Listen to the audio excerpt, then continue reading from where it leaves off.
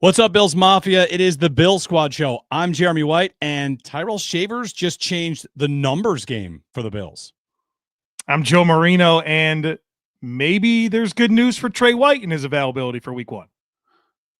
I'm the big O Jerry Ostroski, and as the great American Ric Flair would say, you might not like it, but you better learn to love it, baby. Cuts have been made. This is the 53-man roster for the Buffalo Bills. This is the Locked On Network, and this is Bill Squad.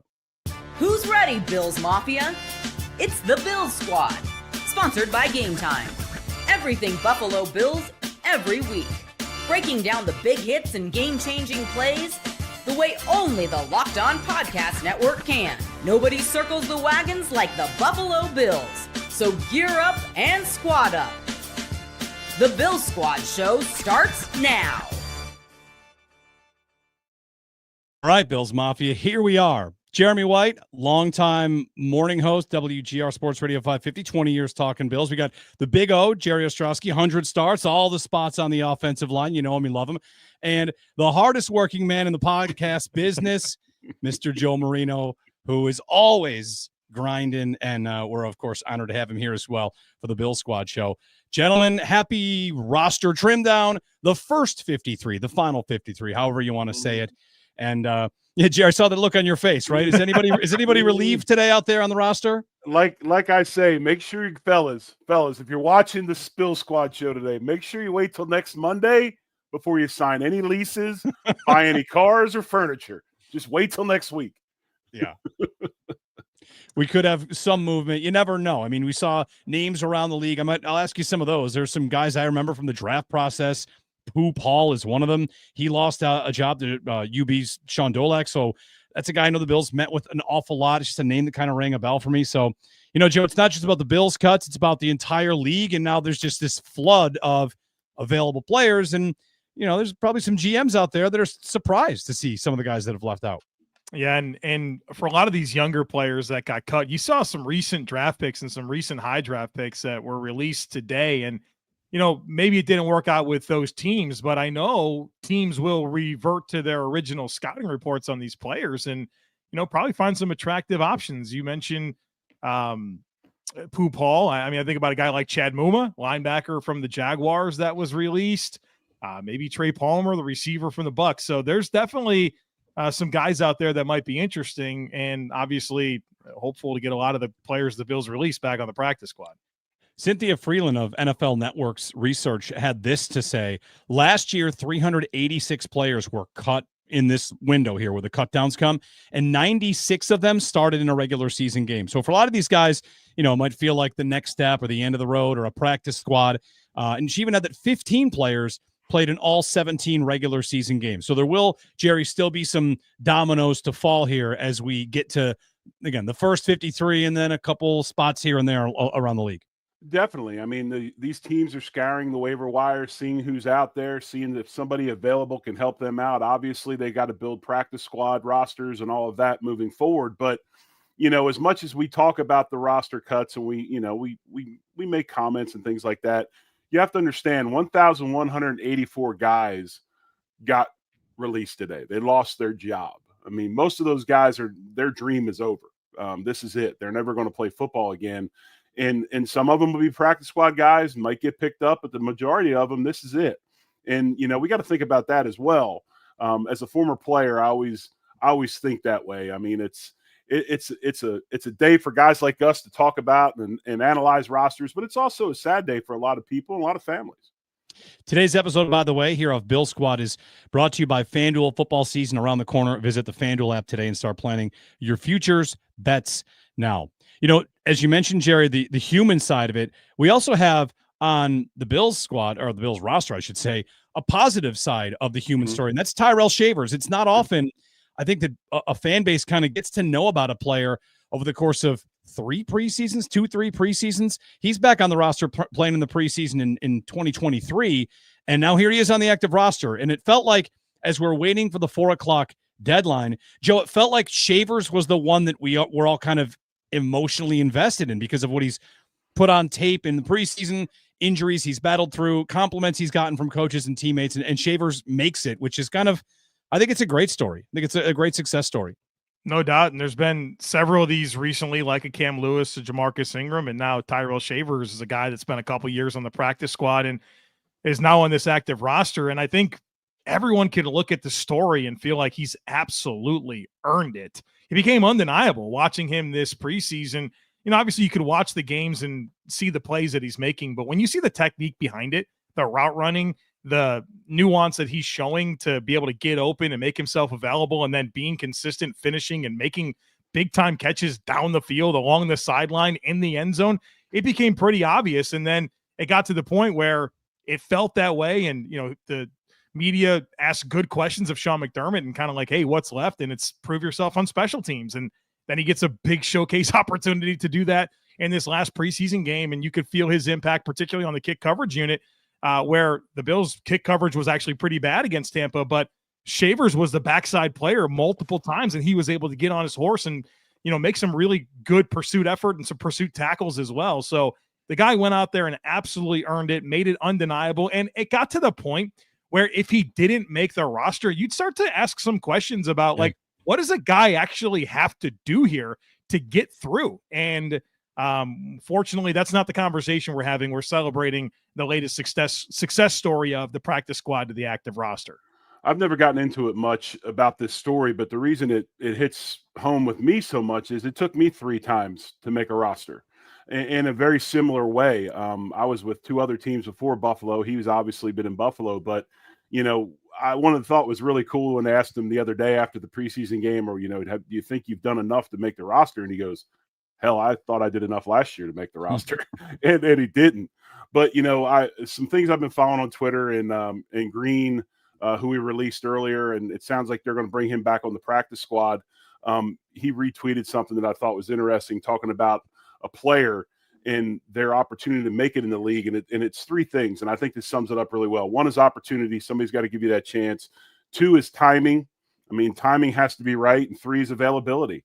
And he's done all 3 of those things. And then he's had a great preseason on top of it, 6 receptions, 123 yards, a touchdown, averaged over 20 yards a catch. So, and then as Joe said, proved himself on teams. I'm extremely happy for him.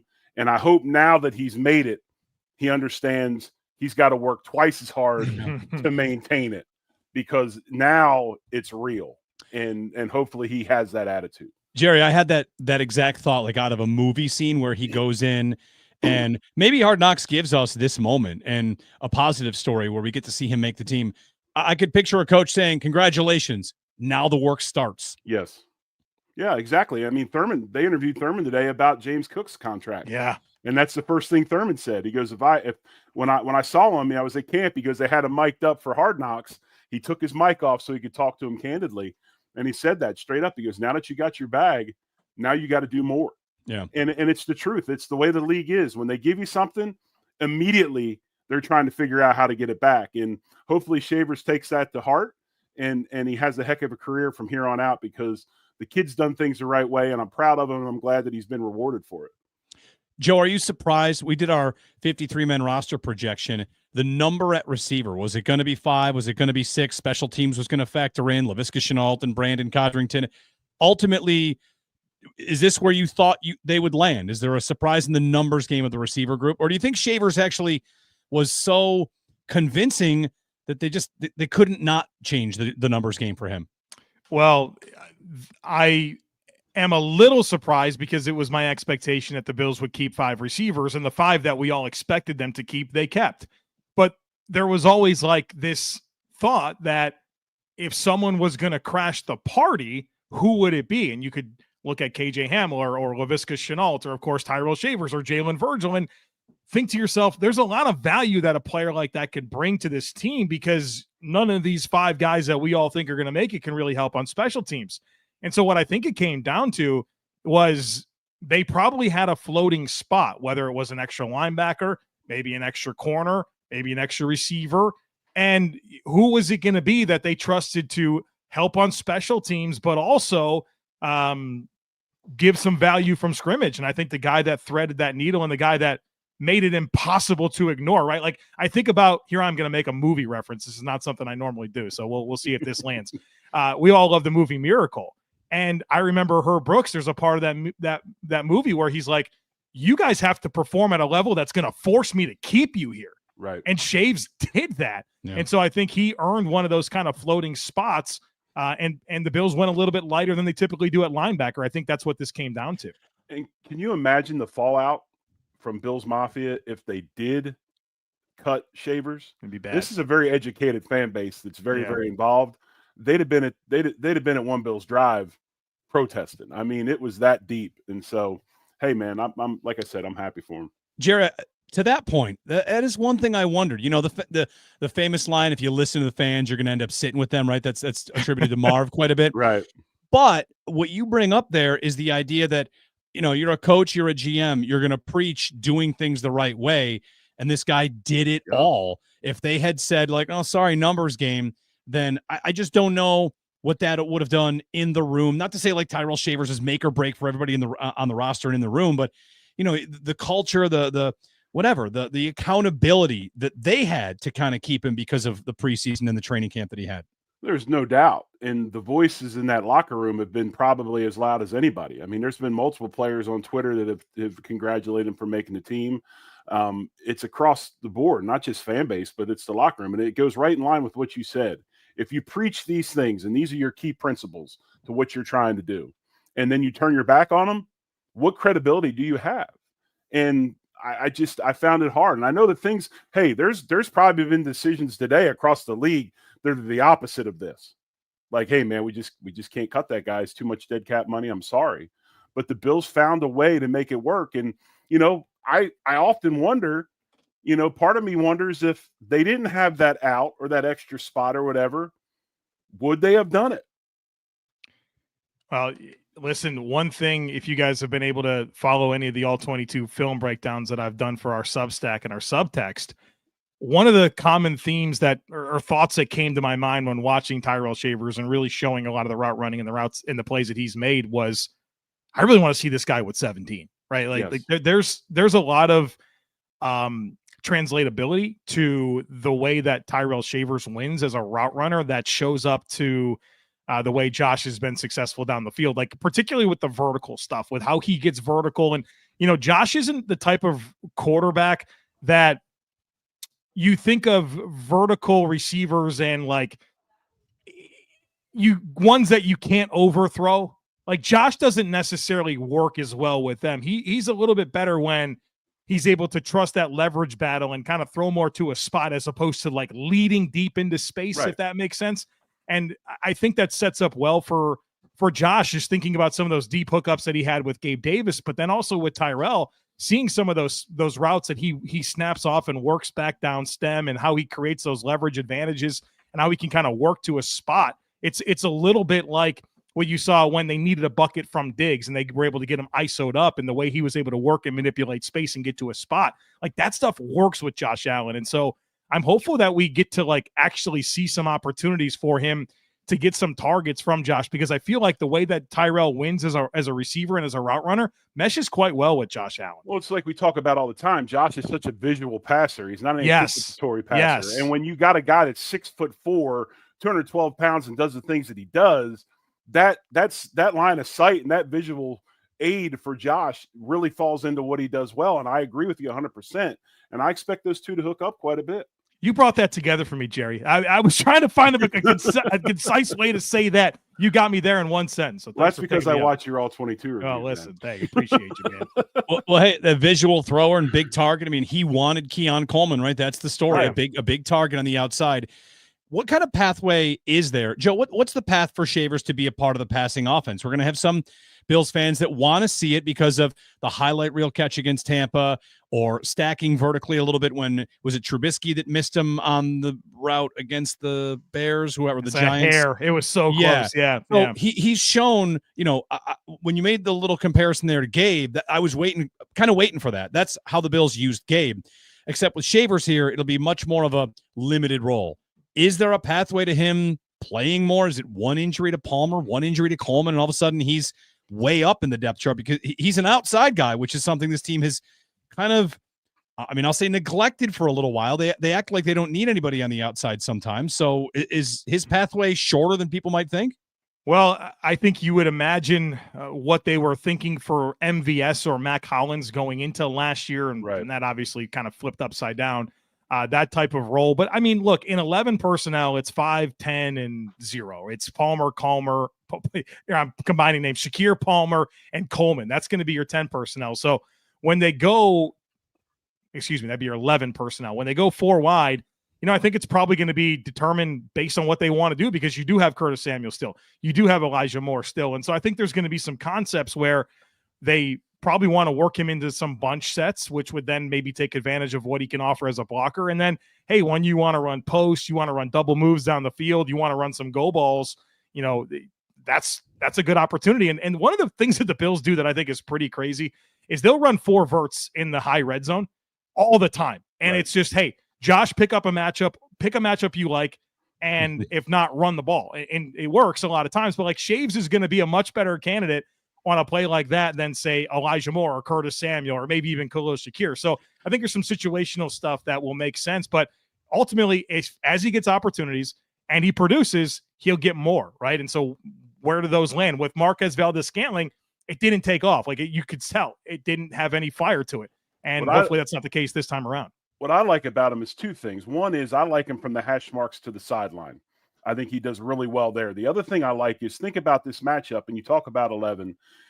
You get a defensive backfield that maybe is size deficient. You don't have a bunch of size guys. Sure. And you need something. You take Keon and move Keon to the slot because we know he's got slot abilities with Shavers, and then your next guy, whether probably Josh Palmer. And now look at the size differential you have across the board at receiver. I think he opens up a lot of things, especially when you're looking at another team that you're playing that week. You can get specific on matchups with certain DBs and things of that nature. Is calling 4 verts in the high red zone the equivalence of like what calling arm arrogance is?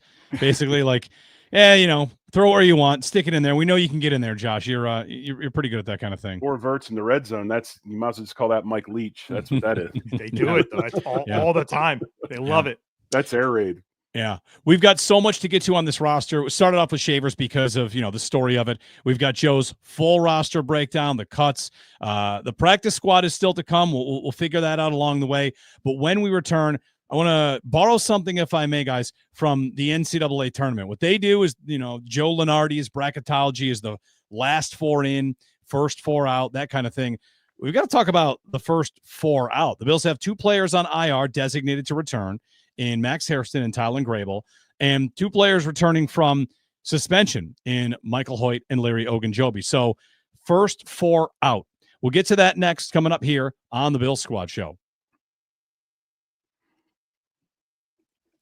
Yahoo Sports, Yahoo Fantasy having a big season right now because, NFL season right around the corner. You can feel the buzz. Fantasy football season is here. Everyone's researching, drafting, building their championship squads. And if you're not playing on Yahoo Fantasy Football, maybe you should be. They're adding Guillotine this year. So if you're a first-timer or a veteran creating your millionth league, consider Guillotine. Season kickoff September 4th. And with Guillotine, you get lots and lots of options. So if you want to find more ways to play, the brand new Yahoo Fantasy Guillotine League mode, where the lowest scoring team gets eliminated weekly until one team is left standing. The players on waivers get better. The teams get stronger as you go along. Just don't finish in last. Want to play instantly with friends? Try the new Draft with Friends mode. Prefer the classics? Get your crew together. Go head-to-head in a private league. No crew, no problem. Join a public league. It's the easiest way to play. The NFL season kicks off September 4th, so don't wait. Start your league now. Draft now at yahoofantasy.com/LockedOnNFL. That's yahoofantasy.com/LockedOnNFL. One other thing, Bills Mafia, we got something for you here at Locked On. You can help us out. We have an important request. Locked On wants to hear from you. We put together a survey to learn more about our listeners, make your favorite podcasts even better. This is your chance to tell us what you like, what you don't, and answer questions about our advertising. Go to lockedonpodcast.com/survey to get started. Everyone who completes a survey will be entered for a chance to win one of 10 $100 Amazon gift cards. Again, that's lockedonpodcast.com/survey. You can also find the link in the show notes. Thanks for helping us out on that. Jeremy White, Joe Marino, and Big O, Jerry Ostroski, back here on the Bill Squad Show, reacting to the Bills roster. It's now at 53, and there are tweaks coming. even if there are no tweaks based on what happens in the next 24, 48 hours, we've got the big 4 decisions that are coming. So, Joe, we'll start with you, and we'll start with Max Hairston and Tyler Grable. What happens for the Bills? We got to find 2 guys to come off the roster if those 2 guys are coming on the roster after the 4 weeks designated to return on IR. So first 2 out, it's those 2. It's Hairston and Tyler Grable. Well, I look at Tyler Grable, and it's unfortunate. He's working through this concussion, and it's been some time that he's taken to come back, which is not great. You get concerned. I mean, we saw David Edwards, pretty much his last year with the Rams was lost to a concussion. So I don't love how that is shaping up. Now, if we do assume that he can come back after the 4 weeks and there'll be they'll want to get him back on the roster, I think it's Chase Lunt. And this is assuming that there's no other like logical injuries where you pull someone off that go on IR and you put him back on. But assuming that everyone's healthy, I think Chase Lunt benefited from Tyler Grable's concussion to make this roster. And so I think you're looking at a Bills offensive line depth situation where your first in right now at tackle is Ryan Vandemark. Your first in the interior is Alec Anderson. And then from there, it's Chase Lunt at tackle, and it's going to be Cedric Van Pran Granger on the interior, which is great news that the guy didn't even have a camp or preseason at all. And the Bills felt comfortable activating him from PUP and putting him on this initial 53-man roster. So I think that's how that shakes out. For Maxwell Hairston, you wonder about this one. Is it Jamarcus Ingram or Dorian Strong? I question that. Could it be an opportunity where Brandon Codrington, who makes this roster as a punt returner, do they have a different potential path that they can go there? That one's a little bit more tricky to me. And I also wonder how things are going with Trey White. Like, is Trey White performing at a level where as a starter, he's functional, but like, is it a Kaiir Elam situation where he's either active and starting or inactive? And, that's kind of questionable to begin with. So, I mean, part of that depends on his performance. And then if Harrison's ready to step in. So I think there's more variables with the Harrison piece of it, but I'd have to think it'd be a corner that they would bump at some point. Well, my question in that aspect is they have Cam Lewis, obviously, in that cornerback group as a nickel back. But we also know that he can play some safety if possible. Does Jordan Hancock get involved in that? If, when he comes back off the IR, do they move Cam Lewis back to that safety group and move Jordan Hancock? So that's one area that may be a little bit different. But like you, I think it's pretty cloudy right now. The Tyler Grable thing does, bother me. I mean, it's obvious to me anyway that, through development and watching him and last year being the first off the bench, he's a guy that is in their plans. So to have him on the IR, they definitely want him around. Hopefully he gets healthy. I would have to think that even though Cedric Van Pran Granger has been on the PUP list, he's been working the last 2 to 3 weeks pretty hard. They probably didn't want him out there to risk maybe re-injury, but I'd have to think that he was doing some things. But honestly, where it really gets interesting to me is that defensive tackle, defensive end group when you bring Michael Hoyt back and Larry Ogunjobi. Do you have, obviously if there's no clear path because of injury, do all of a sudden you start making up injuries and guys are going on the IR to protect guys? Or is there somebody in that list that if he moved on, you wouldn't care? I would have to think they'd want to keep all these guys in some form or fashion. But if Javon Solomon is as heavy in special teams as we think he is or know he is, does that put Landon Jackson at risk as far as maybe moving him to the IR or something of that nature? So that to me is the one area that I have no concept right now of what they may or may not do. You almost wonder if they flip the timelines here. If Hoyt and Ogunjobi were coming back, would it be a different position that loses a number? Could be a receiver, Jeremy. Yeah. I mean, it could be Elijah Moore or Tyrell Shavers, unfortunately. Or, I mean, could Curtis Samuel have another injury at some point? I mean, you're exactly right. It's worth looking at some other positions. Again, without projecting an injury, that makes it difficult. But the Bills do feel like they have a bit of a surplus at wide receiver, and that should be a position that we're considering in this conversation. So do you think that with that statement, do you think that this next 6 weeks is maybe a head-to-head tryout between Elijah Moore and Shavers? Yeah, I think a lot of the next 4 to 6 weeks in terms of when the regular season starts is going to be exactly that. And I think the Bills are looking at that bye week. So 6 games, a bye week into Carolina, Kansas City. I think that first 6 weeks is going to be really important in probably bringing all of these guys back. I mean, can you talk yourself into that where they all come back? You know, they don't want to rush Hairston back, because it's not only for Hairston, it's not just getting the knee right. It's also getting ready to play, right? And he was high variance early in camp before he got hurt. So we got to get 2 things right. You're probably going to buy that time the best you can. With Grable, I mean, if you don't need the tackle, like if you're okay at tackle, buy the time. Get yourself the extra time with Lunt to be a part of the active roster and not expose him to waivers. But I mean, obviously the receivers will take on a life of its own, like we've talked about with MVS. So you knew very quickly it wasn't going to click. So yeah, I think the first 6 weeks of the season are very much an audition. And then coming out of that bye, I think you're going to have some really different stuff going on with this roster. And that doesn't even mention, the fact that inevitability of players getting hurt. Well, let me flip to the role of Jeremy Wright real quick and ask you two guys a question, okay? I've been wanting to do this for a while. Do you think that the Bills, being McDermott, maybe learned a lesson last year in trying to rush back Cole Bishop, and he wasn't ready, and it caused some issues? He didn't play as well, confidence dropped and all those things, and maybe they're playing a little bit differently with Maxwell Hairston and making sure he's right before they try to rush him back, or I shouldn't even say rush him back, before they bring him back. They want to make sure he's ready to go and able to play and not do this too prematurely. Jerry, I think a lot about the style of defense that I anticipate the Bills playing this year. And there's going to be a lot of sending pressure, and your coverage has to hold up on the back end.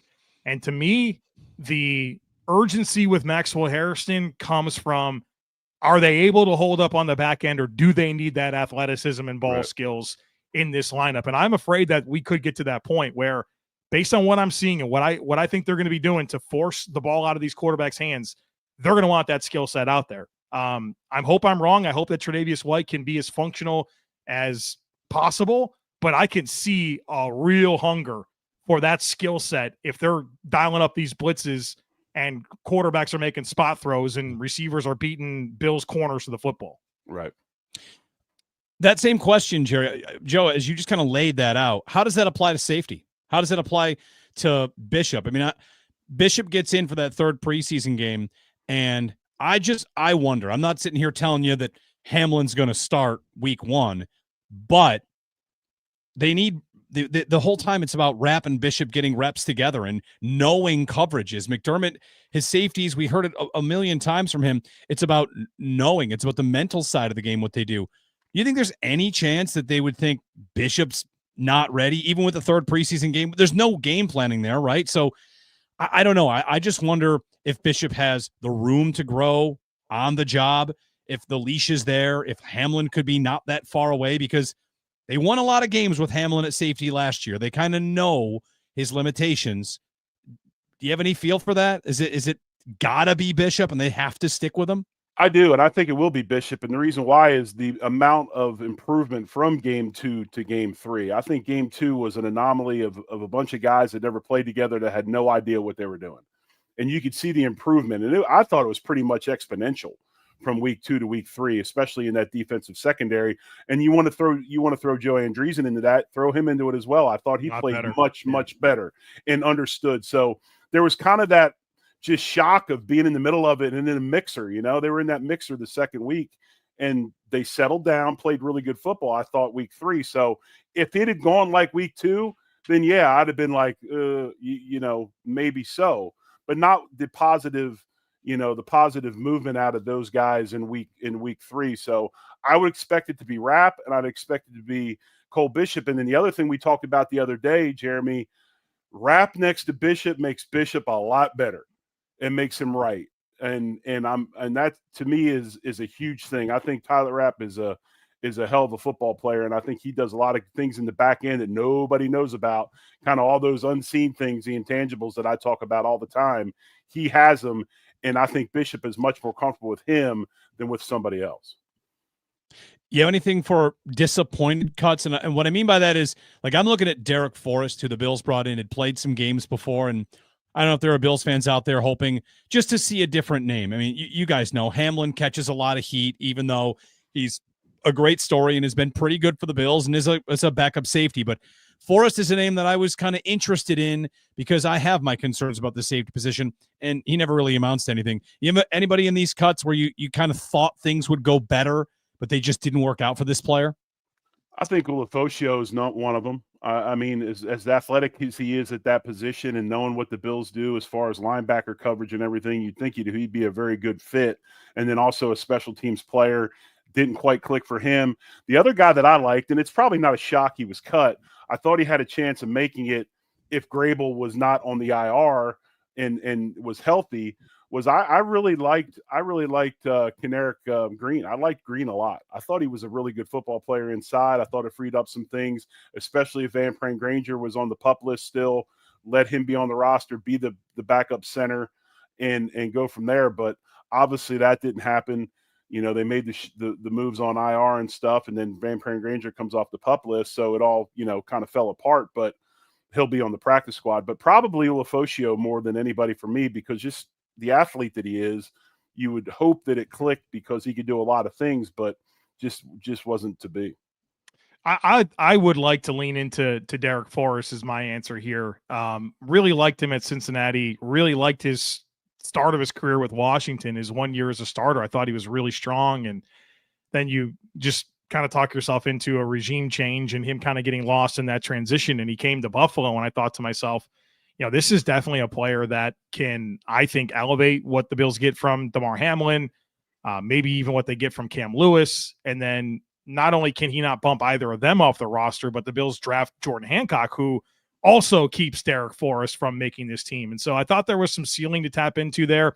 And I look at this trajectory of McDermott's safeties, like all these really good development stories. It's exactly guys like this, right? And he felt like he was falling right in line to being that next one. And, here he is. He can't make the team, and you certainly can't stiff arm some of the players that I think he was brought in to stiff arm. So that would be the one that's disappointing. But overall, it feels, outside of just the Grable Harrison injuries, which you couldn't have anticipated, it feels kind of chalky. Yeah. Yeah, not a lot of surprises when it comes to the overall roster. Maybe the biggest surprise is one that had a brief shelf life, and that's the Jordan Phillips arc, which I listened to you, Joe, on that. I actually want to ask you guys something about that when we get back, because I think the reaction / overreaction / everybody taking a deep breath about the Jordan Phillips signing kind of reveals a little something about the way Bills fans are feeling about this defense right now. So I'm going to ask you that question when we return here on the Bills Squad Show. FanDuel Futures Day is today, August 26th. It's officially FanDuel Futures Day, a brand new holiday for football fans who live for bold predictions and preseason hunches. So through the rest of today, FanDuel's giving you deals on NFL season predictions, whether you're calling your MVP, eyeing a long shot division winner, an 8-division parlay, why not, or crown a Super Bowl champ before week 1 kicks off. It's your moment. So take a flyer, crown that champ, parlay that division winner, get 3 dark horses together, to get those odds up there. Visit the FanDuel app today and start planning your futures bets now, because Futures Day is one day and one day only. FanDuel, play your game. We're back here on the Bills Squad Show. Thanks for tuning in. Our schedule's been a little bit weird because of the preseason schedule. If you're watching us, our schedule's basically going to be after a game and then Thursdays at 2. That looks like it's our normal weekly check-in, Thursdays at 2, and after games as well. So after the Baltimore game, late nights, we'll have some late nights in there. But excited you've been joining us. We got a big number on the YouTube stream right now. You can find us where you find the Locked On podcasts as well. We put the show here, put the show on the podcast channel as well. Like and subscribe while you're here as well, because we'd love to see you like and subscribe and make comments. We got time for questions at the end. All right, without further ado, by the way, Jeremy Joe and Big O Jerry O. The question I had for you guys about the Jordan Phillips signing, can I call it a panic? When that news came down, it was a little bit okay. Yes. It was a panic. And Joe, you're one of the first people I saw. Jerry, you too, like talking about how, okay, this doesn't have to be panic. The thing I took out of the reaction was that Brandon Beane is a little bit on notice about getting results on the defensive line. Maybe a lot of bit on notice for that, because Jordan Phillips is coming back, led to a very big reaction of, how much do you need up there before you get something that's worth getting? And whether that's Deone Walker, TJ Sanders, Michael Hoyt, Larry Ogunjobi, the offseason was about the defensive line, and Phillips is coming back. People were tilting about it, and I think it's kind of like a window into Bills fans' psyche about what they have failed to really do on this defensive line, which is identify consistent starters and studs. But think about all the way before the draft. What was the one position that Bills Mafia was clamoring for? And a lot of us guys were clamoring for the same thing. It was a big, big fat run stuffer, right? You wanted a guy that could play nose and that was going to stuff the run. Didn't get him in the draft. They go with an experiment and they take a guy that they picked as a 3 technique and Dwayne Carter, and not, he had no say in it and not fair to him really. They tried to make him a 1 technique, and that obviously is not working out. And then you sign Jordan Phillips, and basically what does that do? It validates everybody's feelings that they had since before the draft even happened. See, we told you they should have got a 1. Now they're going out. They've just signed Jordan Phillips for the 4th time to bring back. They can't find anybody else. And so things like this kind of validate feelings, and, you have reactions and emotions and all of that. But now you look at it and you look at it in a meaningful way and how things are going. I mean, basically this is Micah Hyde part 2, right? I mean, this is a guy you're bringing back to be around, maybe help develop the big man, be that locker room guy. And if you need him, he's there and he's ready to go. So, but I think that the biggest thing is reason I wouldn't, if you want to say panic or however you want to call it, it's a validation of feelings that people have had for some months now. And that signing kind of validated what they were feeling. What's the stat that's floating around right now that's got everyone fired up? The Bills have allowed an average of 33 points in the last 5 playoff elimination games, right? So that's like a very relevant stat, I think, on a lot of people's minds. And I think because of that, what Bills fans really want is something different. That I think it's what it comes down to is we don't want more of the same. We want different stuff that could hopefully lead to a different result, because these players have been part of this formula that doesn't work. And so I think a lot of it is that too. I mean, to Jeremy's point about, hey, there's been a lot of investment, like let's something be worth it. Jerry, I think you make sound points as well, but ultimately it's, if the Bills signed some other defensive tackle that's name was just not Jordan Phillips, I don't think there'd be any reaction at all. I think people would lean into the common sense talking points about, hey, the Bills are really young in terms of defensive tackle depth. Here's the Ravens in week 1. You wouldn't hurt to have some more experience. But the fact is that guy's name was Jordan Phillips, and it feels like more of the same when everybody's craving something different. But I think you look at this defense and people have to understand that, the 4-2-5 is what they do. That is what they believe in. And you know what? It's okay that you can still run the 4-2-5 and evolve it. I mean, a rabbit in the forest is different than a rabbit that lives in the desert, right? The dude that's in the desert has big feet and long ears to hop through the sand to dissipate heat and all that stuff. Can you get some visuals of this? I'd like you to break this down a little more. This is great. They're both rabbits, but they're different, right? Because of where they live. And I mean, we can take a 4-2-5 and morph it into what I truly believe is what Joe's been saying for quite some time, and we've seen it. And that's why, in the preseason, they didn't show it. They showed some of it, but not a lot of it. We're going to see an attacking style of 4-2-5, I believe, in what Joe was talking about earlier, that we haven't seen out of this group. That doesn't mean they're not going to run a 4-2-5. They're just going to do some different things in it. So let it play out, let it evolve, and see where they go from there. But, yeah, I mean, different guys, different isn't just to throw everything out and be different is not always better. On the defense and this preseason, how it's gone so far, right? So I want to ask you guys, we talked Phillips there. How much of a believer should the average Bills fan be in Deone Walker right now and what he put together, put on tape in the preseason, put out there in training camp? Are you bullish on him right now? Like where are we on Walker, and could it have gone better? Maybe that's my question. I'll keep it simple. Could it have gone much better for him so far? Jerry, I see you leaning in. Go ahead, man. I feel like you need to take. No, I'm actually turning. I'm actually turning to look at you. I'm fully concentrated on your answer, and then I'll give you mine. I am greatly encouraged by what we've seen from Deone Walker. I think he's done a really good job of maximizing the best parts of his game, which are movement skills and what he offers in terms of hand power and upper body mass. And that's allowed him to power through a lot of angles. And I'm very encouraged. And I love the thing, like even in my concerns about Deone Walker, I always acknowledge that he had a really good nose for the ball and knew how to find the football. And I thought a lot of that stuff showed up in these preseason games. Like you should be very satisfied with it. I think the next step is you got to do it against starters. Right. You face backup linemen from the Bucks, Bears, and Giants, and you beat them up. And that's exactly what we want you to do. All right, now you got some dudes coming up. Here's going to be Tyler Linderbaum and Joe Tippmann and Cesar Ruiz. Like these are your early contests. You got to go up against these guys, not the backup for the Giants. And so I think that his technique will be stressed a little bit more, but that's true for every player. So I'm very, very encouraged. I think a lot of the best parts about him are translating. I think one of the biggest things that I've realized and seeing Deone now comparing to him at Kentucky is that he was playing 50, 60 snaps a game.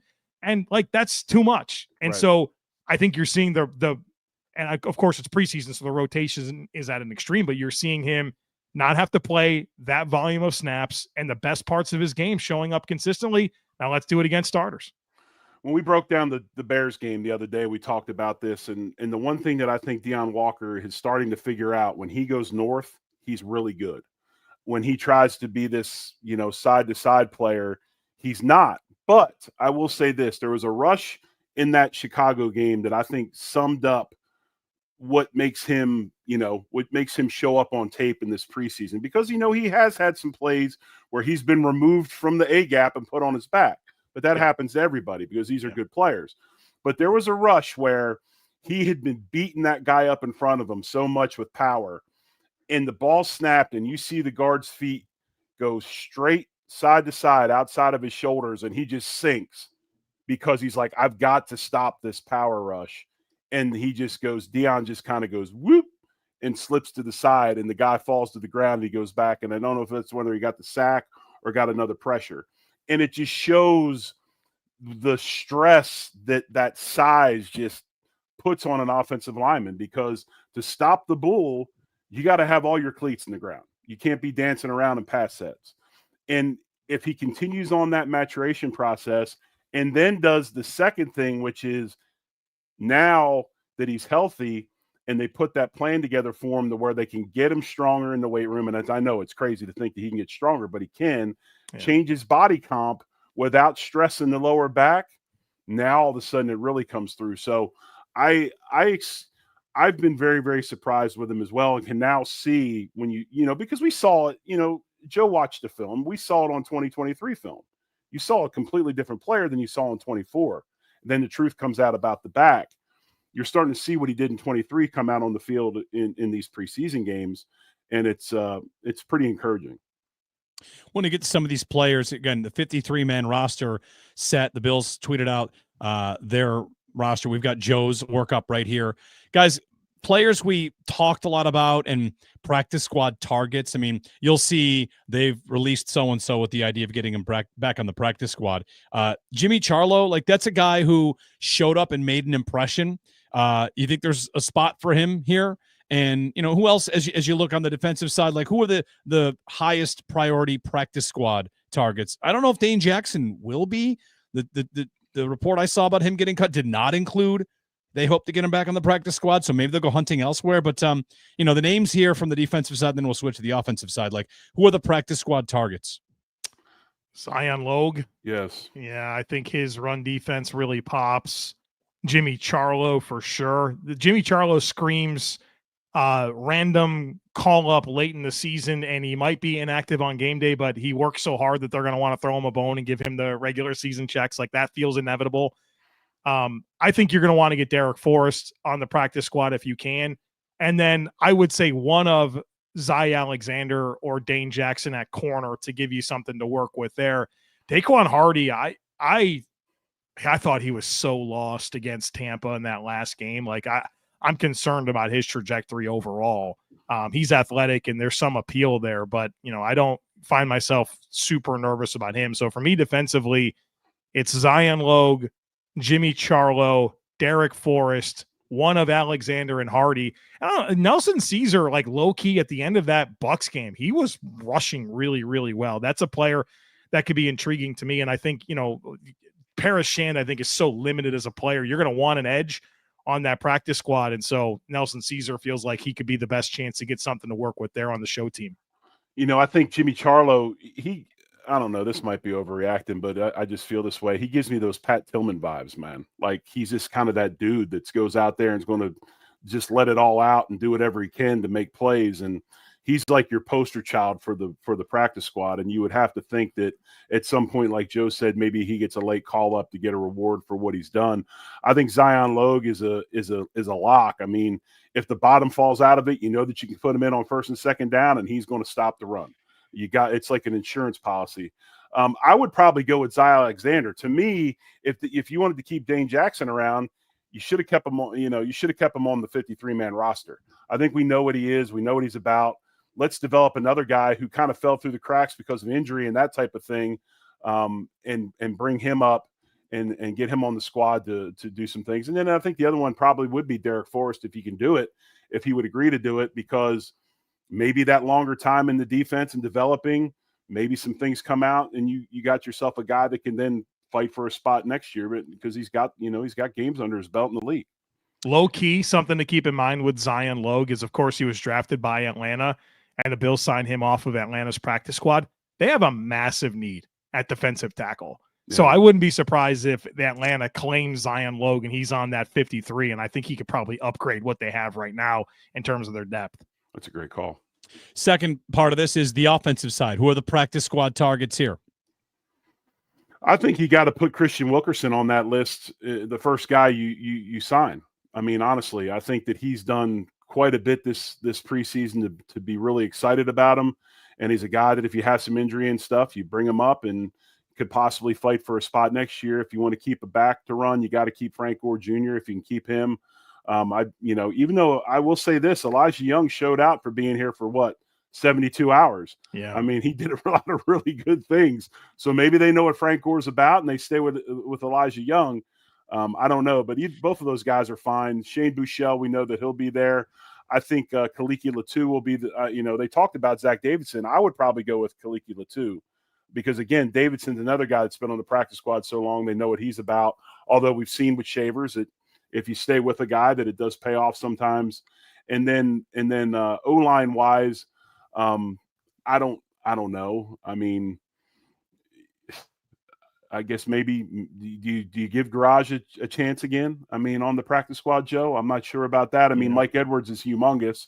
I mean, I don't think he can play tackle though. Yeah, but he can't play tackle, and right. And I wasn't like just blown away with any sort of progress. Jacob Barris, he had a good preseason other than the bad snap in game 1, if I remember correctly. So, and I can't see who's underneath him, Jeremy, if you want to scroll that list up, please. And then Kendrick Green, obviously, he's the guy that they've already talked about bringing it back, and I would do that. Yeah, I think you highlighted the names that I'm most interested in. Definitely, I want one of Dan Feeney or Kendrick Green back to have that veteran. They always have that guy, right? Like a Will Clapp type player on the practice squad. So I think one of those two can fill that role.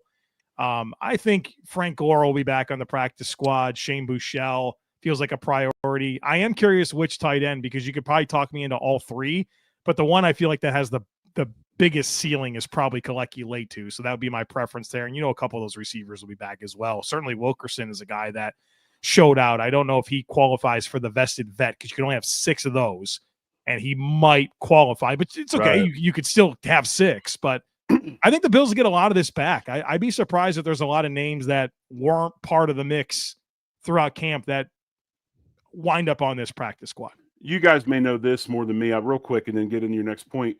Does that vested vet thing mess with the money, make the money more? Therefore, they got to have more, knowing that the Bills are up against the cap, and I know they got some more room with the Cook signing, but still, you got to have that money to bring guys back and forth. Does that change that whole thing? Yeah. There's, based on tenure, the practice squad salaries go up or down, but for cap purposes, it's the top 53. So those would not impact the cap situation. It would just impact how much Terry Pagula is paying the practice squad.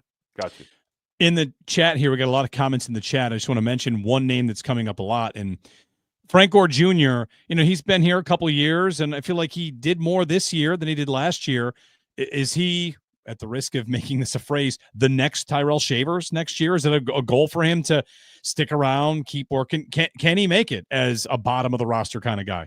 That was something that came up in our Bills squad reaction to the Bucks game, where I pitched to Jerry. I was like, is this the next Ty Johnson? Because, what is the stat that everyone's thinking about? He was the only player this preseason with 100 yards rushing and 100 yards receiving, right? You saw skill as a catcher and a runner, but also the one thing that nobody's going to really talk about is the pass pro. I thought the pass pro was really strong. And of course, his dad was one of the best pass pro backs of my lifetime. So is that an eventual situation? Now, you still got 2 years of Ty Johnson, where he signed. So, I don't think it's going to be year 5 and all of a sudden he becomes relevant. But I do think about that type of role and if that's where he can go. But maybe there's a team out there that is ready to put him on their 53. But it's also he's one snap away from being in that rotation here. So there's a lot for him to consider. The NFL has had its opportunities with Frank Gore. They could have drafted him. They didn't. They could have signed him this year. They didn't. So I think that, for as much as we love what he does in the preseason, which we did with Raheem Blackshear, which we did with Antonio Williams, which we did with Christian Wade, like you can keep doing this to yourself or realize that every team has their back like this and they tend to keep them on their own practice squads. I think Frank Gore will be back. The thing about Gore that I like is, while he's not super dynamic with the football, he doesn't have that shake that Cook has or the, different. His contact balance is good. He's got very good contact balance. And Marv Levy used to always say the most important thing about a running back is contact balance. That was his first thing that he looked at. So, and we know what kind of contact balance Thurman had. And I know Frank Gore Sr. had some serious contact balance. So, I like him. I hope he is back. Give us a like, subscribe to Locked On Bills YouTube channel here while you're here, if you're joining us live on the stream. When we get back, time is a flat circle because next year, maybe the Bills are hoisting a Lombardi trophy, but I see in my crystal ball, we're going to talk about a certain pending unrestricted free agent. We're going to go through that next year on the Bill Squad Show.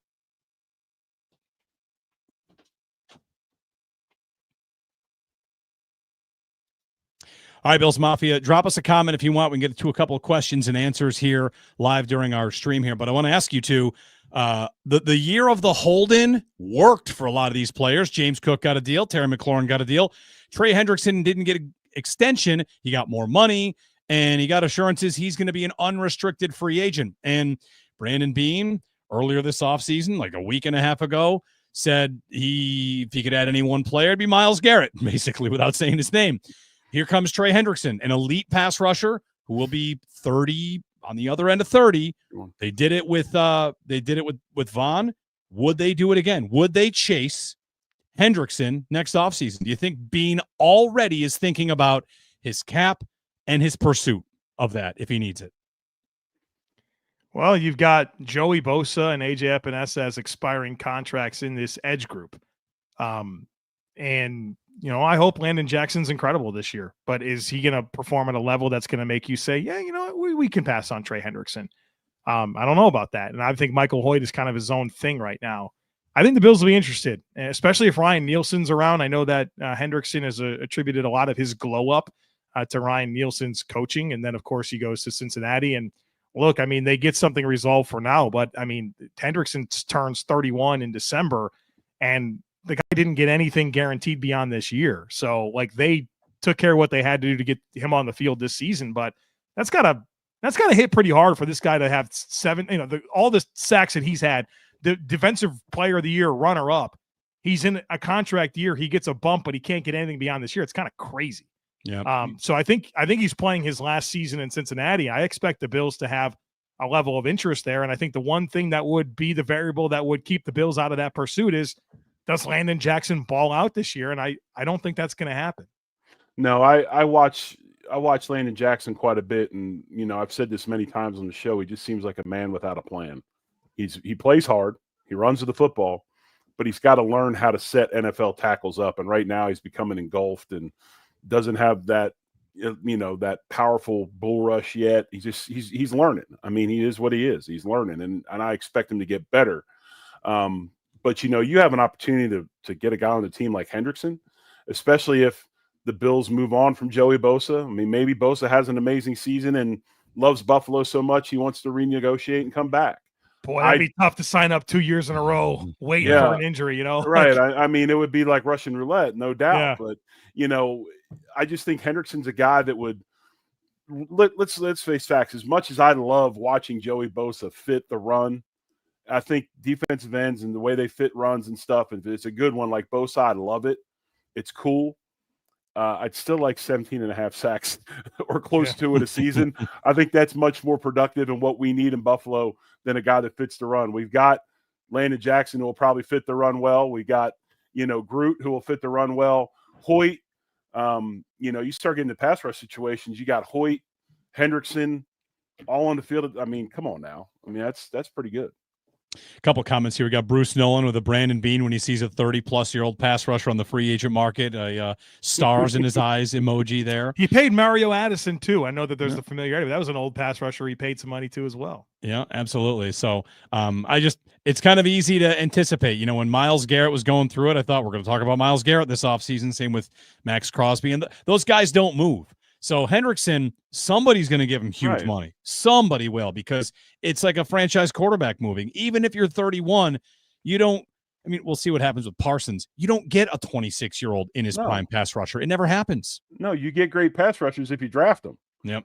Or you get good with one that's 30 plus. Nobody's giving away. Just like, hey, how close are we to September 1st? That's when Micah Parsons will get signed, which is what, Monday of next week before the first game. You think so? Expect the Jerry, contract. You think so? I'm telling you, man, Jerry. Did you think Dak was going to get signed? No, but I want to hear. I know, Jeremy, you might have a script. I need to hear from Jerry about this situation because I've never seen anything like this. I think lines have been crossed. I really do. Yep. Well, the only thing that's interesting to me is you saw, was it Revis put out the letter about why is the NFLPA allowing this to happen? Well, you didn't have to write a letter to Twitter to know why the NFLPA is allowing this. Is because they're a joke and they're the weakest union in all of professional sports, in the most powerful sport in the world. So you figure that out. But no, I mean, lines may have been crossed, but I've just seen it too many times. I listen to a lot of sports radio out of when I'm not listening to Jeremy and Joe. I listen to a lot of sports radio out of Dallas. There's a show called The Musers, which I think I listen to it more for the bits and everything else. And it's a very intelligent radio station. And I listen to it, and they talk about this all the time. And it's like, was it September 1st yet? It's the running joke. It's been going on for months. That's when they figure it'll get done. So I just can't see it. I can't see them giving him away. I just can't see him trading him. I tend to think the way this ultimately resolves is like, I'm kind of with Joe that lines have been crossed. Like Parsons is savvy and he's a really good voice of the league, face of the league kind of guy. I think that he will do what he's got to do to get out of there, whether that's sitting out and forcing it, or the better way to do that is just refuse to sign long-term and then franchise and double franchise and kind of treat it like a situation where he's, okay, you have power over me now, but I'm going to wait this out. And when I get the power, I'm never paying for you again. I feel like that's Parsons' way out. And I think it's ultimately what he will do. Jerry said that. He said Dak is the blueprint. Jerry says, I have 3 more years of control. Like, you think that Parsons is going to do that? He's going to fall in line for 3 years? Is he going to pay $1.25 million a week? I don't know about that. That's what the penalty is. I just mean, again, like you might, if you're Parsons, you might have to say to yourself, I'll do this for 3 years, but I will not commit my football life to this man. 3 years is such a it's the guy's prime. I know. 3 years is a career in the NFL. He should be looking at $45 million a season for the next 3 years, and he's going to get half of that every year. That's a great win for Dallas. So the tag's like $22 million next year. And what is interesting? What is interesting is what you said, Jeremy. Is Jerry Jones prides himself on never getting beat. And he is an arrogant, stubborn man, and it sounds like he's finally met his match.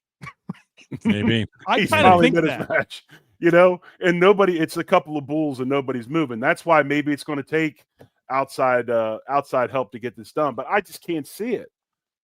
I just can't see it. Well, that's it for us, guys. Tomorrow, I don't know what you guys are up to tomorrow. I'm gonna take a walk through the stadium tomorrow. I get another tour of the new Highmark Stadium. Humble brag, Jeremy. I know, All right. I Jeez, know. man. That wasn't a humble brag. That was a full blown. Listen, flex. this one was for charity because we had an event. We it's raised. Always charity. Yeah, it was. We raised money. Hell of a job, Jeremy. When I did the 100 holes, we auctioned off that someone that donated that night where we were would win the chance to come with me for the next tour. So I reached out to the Bills, like we got some winners that want to come to the stadium. So anyway, I'll tell you all about it in our next show. Thursday, 2:00. We're back Thursday, 2:00. By then, we'll have heard from Brandon Beane on Tre'Davious White. He speaks to the media tomorrow. Maybe get some practice squad news on that, some more roster stuff. But, we got stuff coming up. So Thursday, 2:00, we're all back. And I'll tell you about the stadium. Anything you want to look for? Bathrooms, and concessions, get a hot dog. I don't think that stuff's open yet, but, Well, of course, we need you to probe on the size of the Buffaloes. We know you will. Yes, I will ask the hard questions. Yes. Here's what I need to know, Jeremy. This is the question I need the answer to. And I also have another question for you. Regarding the stadium, I need to know why some of the seats are red and some of them are blue. What is that about? What is that? And there's no rhyme or reason to the pattern. They're all mixed up? They're all mixed up. I think it's because it probably visually – yeah. If seats are empty, it probably looks better. They did that at the Superdome. If you would the Superdome before they redid, they were like pink and black and blue. It looks like confetti, and so you can't tell. People are sitting there even if it's empty. Yep, I think that's generally why places do it. Also, by the way, sorry, one more thing for Thursday. Not to interrupt your next question, Joe. For Thursday's show, we're gonna have the rivalries uniforms. Yes. Let's go. Yes, we need it. Lord, Let's yes. go. We're gonna have. I think the reason why is when they're all put in, when you go aerial, it's going to be like those when you hold the signs up. It's going to be like a picture of Terry Bagula in the seats, but you got to see it from like a 10,000-foot view, and you can't tell what it is until you get up high. Jeremy, the world needs to know the Patriots are rostering 8 wide receivers. Your reaction, please. Hold on. I had a listener give me this. There it is. A wide receiver train. Hey, listen, when all's said and done, they added 3 new receivers this year. So I'm taking that as a dub. That's a win. 3 new receivers. I wish when we get to the off season, okay, and we're looking for things to talk about, I need a show that's basically you explaining the premise of what you want the Bills to be. Wide receiver, like not just everything, like style of play. Like I want a description of your vision of what you want this to look like in Buffalo. All right, it's not that different from everybody likes the music they love when they were 12 and movies when they were 12. It's just I fell in love with the Bills when they broke out with Josh, and I know the game has changed, but I fell in love with that team and the way they played and just the reckless, optimistic. Wing it around 450 yards and 5 touchdowns. Like it was just, it's hard to quit that. That's all. I've grown to love the run game. You know me. Joe softened me up, but it's hard to get rid of that first love. I know. I remember our conversations about stocking the cupboard with receiving talent. Josh Allen loves throwing the ball to wide receivers. Like still true. This is stuff we talked about for years. So what Jeremy is also rooting for this year is for the Giants to stink. For the Bills to be really good, for Joe Brady to be a head coach, and Brian Daboll to come back to Buffalo so he can start games with 25 passes in a row again. I'm not sure that's going to happen. I don't think so either. But we were so obsessed with that idea that my co-host in the morning, Sneaky Joe, Jody Biasi, he was eyeing to see the Daboll-McDermott handshake at midfield to see like, all right, is it icy? Is it open? Where are we on that? So I wouldn't say it was long lost brothers embrace, but it wasn't completely icy. That's right. And listen, Sean has changed since then. Isn't this a new McDermott? He would tell you it's his job to change. That's right. That's what he said the other day when he was asked about something, how numbers at a position or something like that. Or no, it was Josh Allen not playing in the preseason. He was asked this last week. He's like, that's a change. Matt Bovee asked him, that's a change. He's like, well, it's my job to change. Yeah. So there you go. All right. We'll have plenty of time in the offseason to talk receivers. And there's 6 of them this year. How great is that? All right. Gentlemen, it's been a pleasure. We'll talk on Thursday, 2:00 with stadium review, rivalry uniforms, comments from Brandon Beane, plenty to get to. So until then, everybody, thanks for watching and writing in. We had 1,700 at peak, which is, beautiful. Happy to have you all here with us on the Lockdown Bills channel on the Bills Squad Show. So good night and go Bills. Go Bills. Much love. Go Bills.